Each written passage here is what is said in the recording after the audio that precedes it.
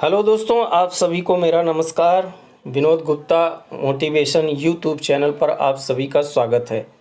दोस्तों, सफलता कभी पक्की नहीं होती और असफलता कभी भी अंतिम नहीं होती है।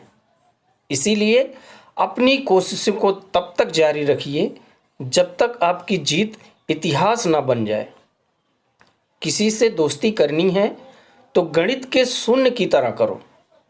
अकेले रहने पर भले ही कीमत 0 हो, लेकिन जिसके बगल में खड़े हो जाओ उसकी कीमत 10 गुना बढ़ जाए। तो दोस्तों, आज मैं फिर एक मोटिवेशन स्टोरी लेकर आप सभी के समक्ष आया हूँ। अहंकार। एक बहुत ही घना जंगल था। उस जंगल में एक आम और एक पीपल का भी पेड़ था।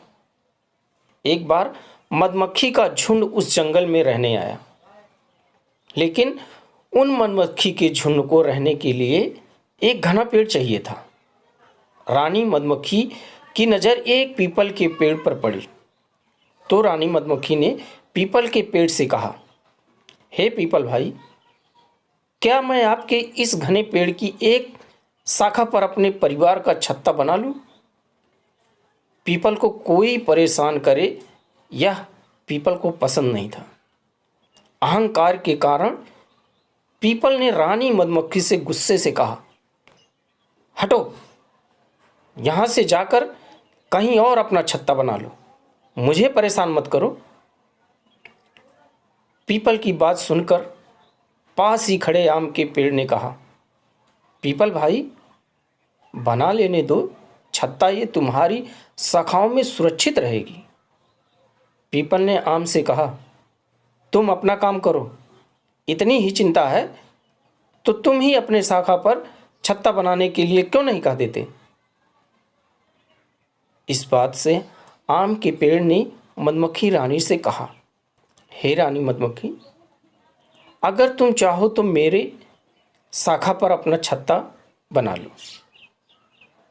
इस पर रानी मधुमक्खी ने आम के पेड़ का आभार व्यक्त किया और अपना छत्ता आम के पेड़ पर बना लिया। समय बीतता गया और कुछ दिनों बाद जंगल में कुछ लकड़हारे आए। उन लोग को आम का पेड़ दिखाई दिया और वे आपस में बात करने लगे कि इस आम के पेड़ को काटकर लकड़ियां ले लिया जाए। वे लोग अपने औजार लेकर आम के पेड़ को काटने चले। तभी एक व्यक्ति ने ऊपर की ओर देखा तो उसने दूसरे से कहा, नहीं, इसे मत काटो, इस पेड़ पर तो मधुमक्खी का छत्ता है, कहीं ये उड़ गई तो हमारा बचना मुश्किल हो जाएगा। उसी समय एक आदमी ने कहा, क्यों ना हम लोग ये पीपल का पेड़ ही काट लिया जाए, इसमें हमें ज़्यादा लकड़ियाँ भी मिल जाएंगी और हमें कोई खतरा भी नहीं होगा। वह लोग मिलकर पीपल के पेड़ को काटने लगे। पीपल का पेड़ दर्द के कारण जोर जोर से चिल्लाने लगा, बचाओ बचाओ बचाओ। आम को पीपल की चिल्लाने की आवाज़ आई तो उसने देखा कि कुछ लोग मिलकर उसे काट रहे हैं। आम के पेड़ ने मधुमक्खी से कहा, हमें पीपल के प्राण बचाने चाहिए। आम के पेड़ ने मधुमक्खी से पीपल से पेड़ के प्राण बचाने का आग्रह किया तो मधुमक्खी ने उन लोगों पर हमला कर दिया और वह लोग अपनी जान बचाकर जंगल से भाग गए। पीपल के पेड़ ने मधुमक्खियों को धन्यवाद दिया और अपने आचरण के लिए क्षमा मांगी।